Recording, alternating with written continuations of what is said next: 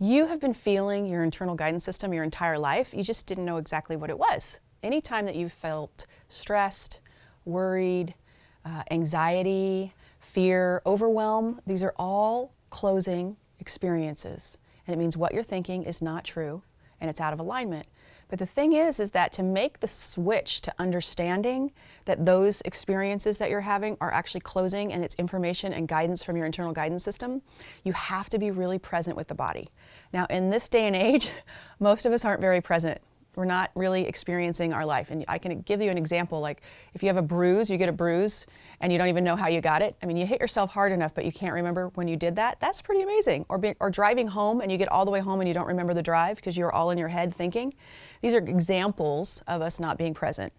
Another one is having a conversation in the background while somebody else is speaking to you, pre-giving an information about what you're going to say next instead of actually listening to the person. That's another example of not being present in the moment. And so in order to use your IGS, I recommend that you have a set point that you return to each and every time that you want to actually drop in and understand what your mind's thinking and the guidance you're getting. And I call this your listening practice. When I work with clients, I say drop into your listening. And what I mean is feel your feet, your hands, tailbone, listen to the room around you, and then go. And what that does is it quiets the mind. So you can then go and you can feel what your internal guidance system is giving you. So I want to show you this, how to do this right now. And what I'm going to have you do is I'm going to have you practice it. And the more that you do this, the better you're actually going to get at being able to listen to your internal guidance system. And what's even better is that you're going to be more present in your life. I have people who drop into their listening all the time in order to like go ahead and just understand, get clear on what they're thinking. So if you'll just sit in a room, you don't have to do it right now, you could practice this later. And actually, if you got the book, this listening practice is in the CD, the downloads, the MP3s for the book, or they're right here below this page. And I just recommend that you go ahead and listen. And there's two. There's one with me explaining this, and then there's one with just the listening practice, okay? Shorter version. So sit down in a chair with your hands in your lap. I like palms up personally. And feel your feet.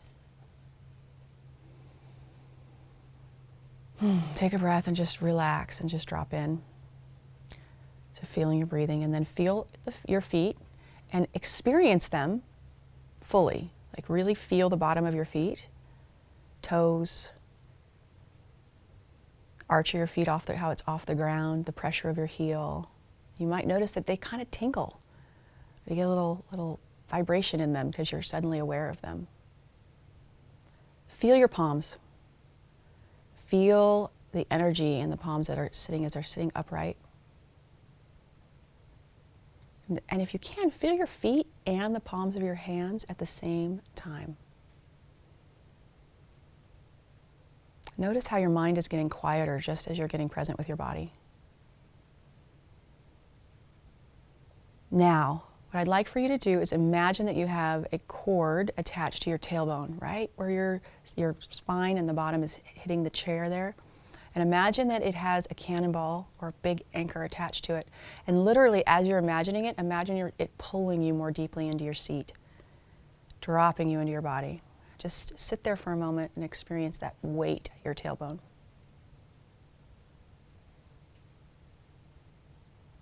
Now, let that go. Keep it attached to your tailbone, but actually let it kind of fall towards the center of the earth. Let it fall and fall. Keep your eyes closed if you can.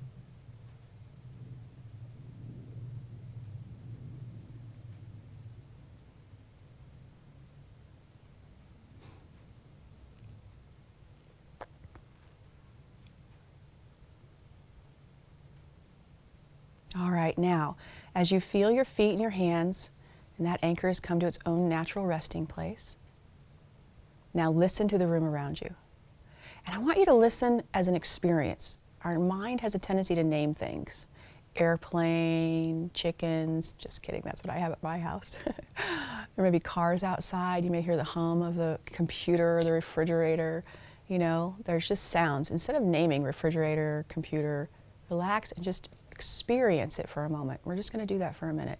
Eyes closed, listening to the room around us. both inside and out, experiencing the sounds.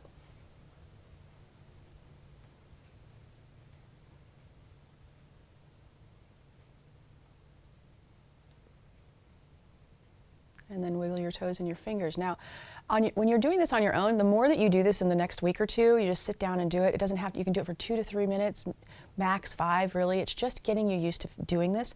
What's going to happen is you're going to actually drop in much quicker, you know, and we're getting to a point where what I want, and we'll talk about that when I do the on-the-go listening practice, I want you to be able to drop in instantaneously,